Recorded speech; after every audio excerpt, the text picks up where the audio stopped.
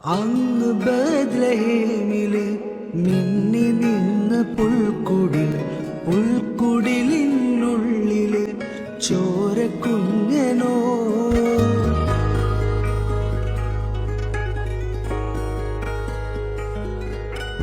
അന്ന് കാലിത്തൊഴുത്തില് നീണ്ടു നിവർന്നു കിടന്നിടും കാലിത്തൊഴുത്തിനുള്ളില് യേശു കുഞ്ഞനോ.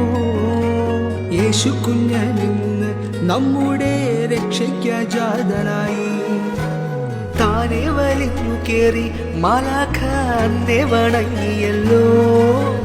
താരരാജാക്കളെല്ലാം ഉണ്ണിയെ കാണാൻ വന്നെത്തിയല്ലോ.